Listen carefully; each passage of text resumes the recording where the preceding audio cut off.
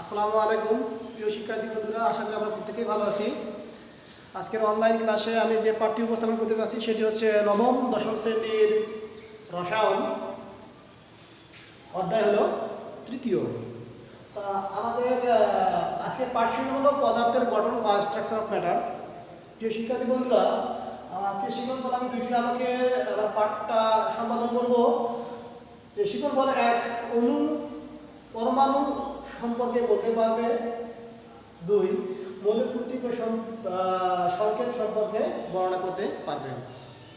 তো প্রিয় শিক্ষার্থী বন্ধুরা, এর আগের ক্লাসে আমি দ্বিতীয় অধ্যায় নিয়ে আলোচনা করেছিলাম।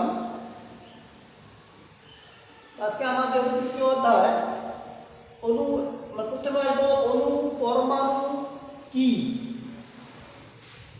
অণু পরমাণু কি, তার আগে আমি একটা জিনিস তোমাদের কাছে আমি আলোচনা করবো, সেটি হচ্ছে পদার্থ। আমি আর আগে যে পদার্থের অবস্থা নিয়ে আলোচনা করছিলাম, আজকে একটু আমি বলবো যে পদার্থ সাধারণত দুই ধরনের বা দুই প্রকার।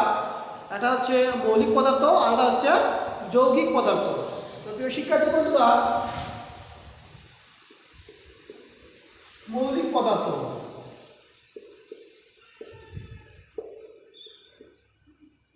দুই প্রকার। মৌলিক পদার্থ, তো প্রথমে আমি মৌলিক পদার্থ এবং দুই নম্বরে কি যৌগিক পদার্থ।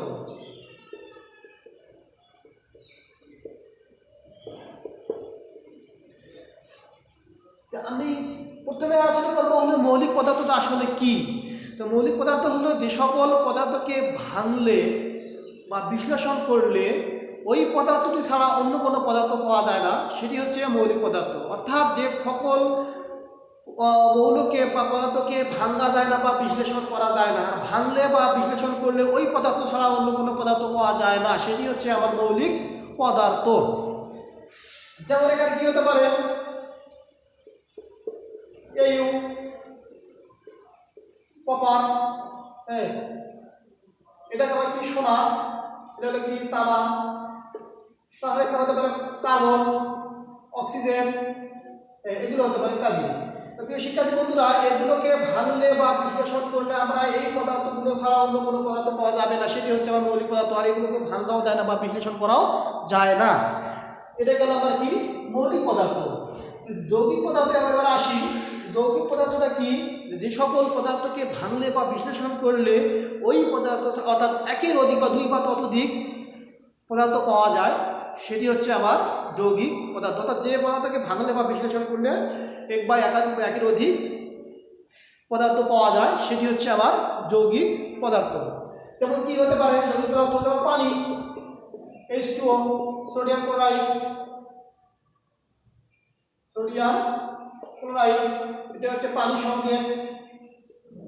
এটা হলো আমার কি লবণ, অর্থাৎ খাবার লবণ, আমরা যে লবণ খাই। শিক্ষার্থী বন্ধুরা দেখো, আমি যদি এই হাইড্রোজেন অক্সাইড অর্থাৎ পানিকে যদি আমি ভাঙি, তাহলে এখানে আমি কি পাবো, হাইড্রোজেন পাবো এবং অক্সিজেন পাবো। আবার এটাকে যদি আমি ভাঙি, তাহলে এখানে কি পাবো, আমি সোডিয়াম পাবো এবং ক্লোরিন পাবো। এই জন্য বলা হয়েছে যেমন যৌগিক পদার্থ, যে পদার্থকে ভাঙলে বা বিশ্লেষণ করলে একের অধিক পদার্থ পাওয়া যায়, সেটি হচ্ছে আমার যৌগিক পদার্থ। শিক্ষার্থী বন্ধুরা, অণু এবং পরমাণু সম্পর্কে জানতে গেলে অবশ্যই আমাকে এই দুইটা মৌলিক পদার্থ এবং যৌগিক পদার্থ সম্পর্কে জানতে হবে।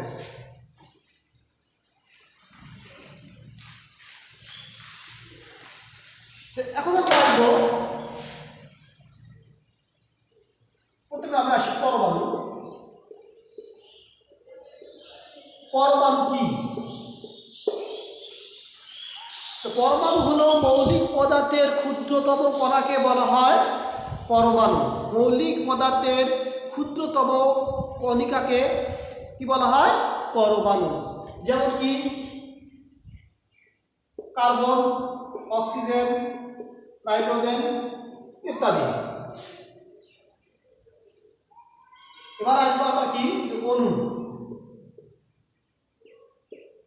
অণু কি?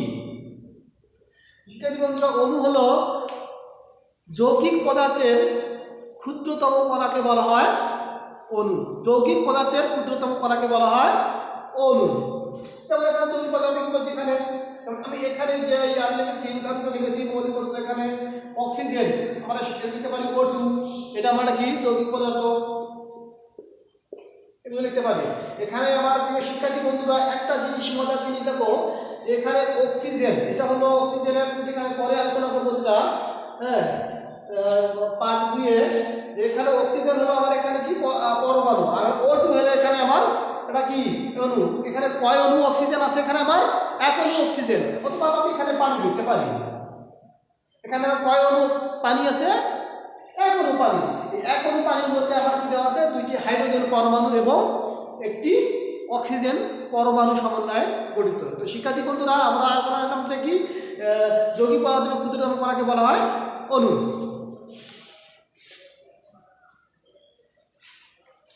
আমি পরমাণু সম্পর্কে বা অণু সম্পর্কে কিছু আরো ধারণা একটু যাব, যেটা আমার পাঠ সংশ্লিষ্ট। প্রতিটি মৌলের কিন্তু একটা করে নিজস্ব কি বৈশিষ্ট্য আছে। সেই বৈশিষ্ট্যটা সেটা হলো কি বৈশিষ্ট্যটা? সেটা হচ্ছে পারমাণবিক সংখ্যা। এটা প্রতিটি মৌলের একটা নিজস্ব স্বকীয় বৈশিষ্ট্য, যেটা দ্বারা আমরা মৌলগুলোকে চিনতে পারি। তো এখানে প্রতিটি পরমাণু 3টি করে স্থায়ী কণিকা রয়েছে। প্রতিটি পরমাণু কি রয়েছে? 3টি স্থায়ী কণিকা আছে।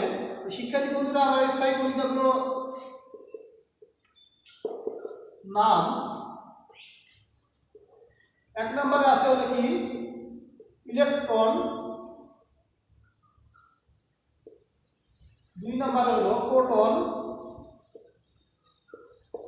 3 নম্বরে নিউট্রন। তো শিক্ষার্থী বন্ধুরা, প্রতিটি পরমাণুর এখানে স্থায়ী কণিকা 3টি, ইলেকট্রন, প্রোটন এবং নিউট্রন। এগুলো মৌলের মধ্যে কোথায় থাকে তা আমি এখন চিত্রের সাহায্যে ব্যাখ্যা করব।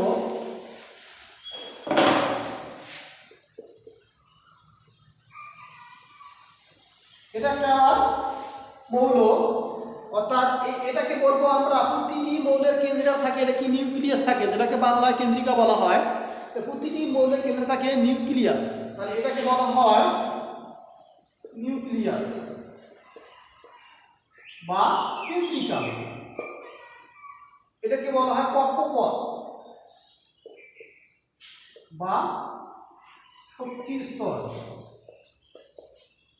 কক্ষপথ বা শক্তি স্তর। তো শিক্ষার্থী বন্ধুরা, আমি বললাম যে প্রতিটি এখানে পরমাণুতে 3টি স্থায়ী কণিকা আছে। স্থায়ী কণিকা হলো কি ইলেকট্রন, প্রোটন এবং নিউট্রন। এই নিউক্লিয়াসটা এই প্রোটন এবং নিউট্রনের সমন্বয়ে গঠিত। তাহলে এই নিউক্লিয়াসটার মধ্যে কি আছে? প্রোটন আছে এবং নিউট্রন আছে। তাহলে আমার থাকলো কি ইলেকট্রন। এই ইলেকট্রনটা এখানে আবার থাকে।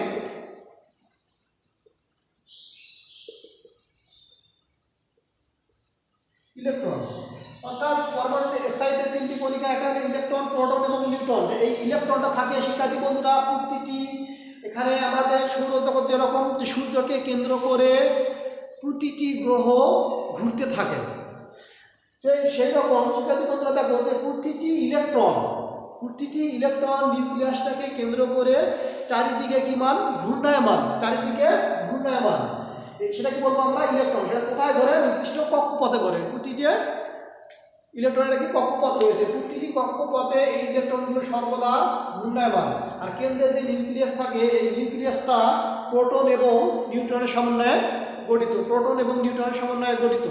শিক্ষার্থী বন্ধুরা, ইলেকট্রনের আধান হলো ঋণাত্মক এবং প্রোটনের আধান হলো ধনাত্মক। অর্থাৎ ইলেকট্রন হচ্ছে ঋণাত্মক চার্জ যুক্ত, আর প্রোটন হলো ধনাত্মক চার্জ যুক্ত, আর নিউট্রন হচ্ছে নিরপেক্ষ, নিউট্রাল।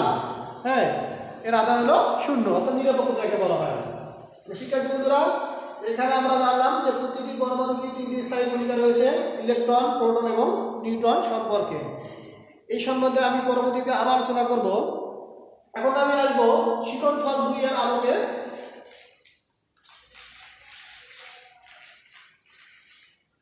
শিক্ষণফল 2 এক চলে গেল, তাহলে এখানে আবার 2টা হলো মৌলের প্রতীক ও সংকেত সম্পর্কে বর্ণনা করতে পারবে। শিক্ষার্থী বন্ধুরা, মৌলের প্রতীক প্রথমে আছে আমার হলো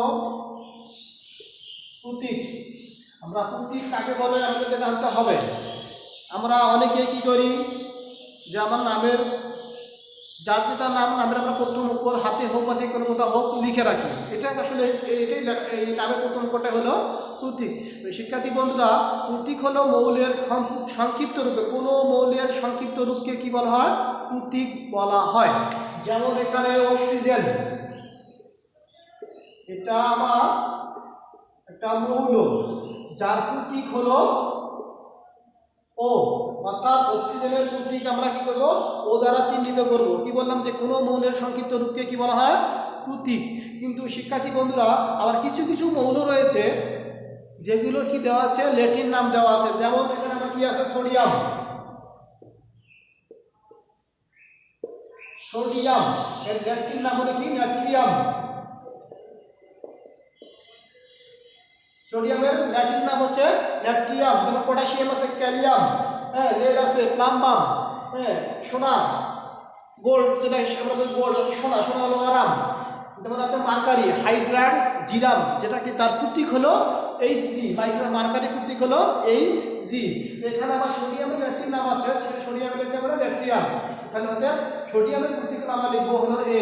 শিক্ষার্থী বন্ধুরা, যখন আমরা প্রতীক লিখবো, প্রতীক লেখার সময় দেখবো যদি কোনো মৌলের প্রতীক লিখতে গিয়ে দুটি অক্ষর আসে, তখন আমরা কি করব? যে অক্ষর, প্রথম অক্ষরটা হবে বড় হাতের অক্ষর এবং দ্বিতীয় অক্ষরটা হবে ছোট হাতের। আর তাছাড়া প্রতীকগুলো আমরা সর্বদাই বড় হাতের অক্ষরে লিখব। শিক্ষার্থী বন্ধুরা, প্রতীক গেল, এবার আসবো আমরা কি? সংকেত। এই সংকেত আমরা কাকে বলবো? আমি কি বললাম? প্রতীকটা হলো যে মৌলের সংক্ষিপ্ত রূপে প্রতীক বলা হয়। এই সংকেতটা হলো কোনো যৌগিক পদার্থের ক্ষুদ্রতম কণাকে বলা হয় সংকেত। কোনো যৌগিক পদার্থের ক্ষুদ্রতম কণাকে বলা হয় সংকেত। তো শিক্ষার্থী বন্ধুরা, যেহেতু আমার সংকেতটা কার লিখবো? আমরা যৌগের। তাহলে এখানে আমি অক্সিজেনের, শিক্ষার্থী বন্ধু একটা মজার জিনিস দেখো, এখানে অক্সিজেনের প্রতীক হলো ও। আমি এখন অক্সিজেনের সংকেত লিখব। অক্সিজেনের সংকেত লিখব আমি ও টু। শিক্ষার্থী বন্ধুরা দেখো, O2 হলো আমার যৌগ, নট মৌল। তাহলে এখানে O2 হলো আমার যৌগ আর ও হলো এখানে আমার মৌল। তাহলে ও হলো অক্সিজেনের প্রতীক। তোমরা অনেকেই বিপাকে পড়ো যে ও হলো এখানে অক্সিজেনের প্রতীক আর O2 হলো অক্সিজেনের সংকেত। আরও একটা জিনিস আছে শিক্ষার্থী বন্ধুরা, দেখো তোমরা নিশ্চয় জানো কিনা যে O3। তাহলে এখানে আমার ও কয়টা আসতেছে? আমি একটু দেখাই। O2 O3। তো শিক্ষার্থী বন্ধুরা, এখানে দেখো ও হলো অক্সিজেনের প্রতীক আর O2 হলো অক্সিজেনের সংকেত। তাহলে আমাদের O3টা আবার কি? O3 হলো ওজোন গ্যাস, অর্থাৎ ওজোন।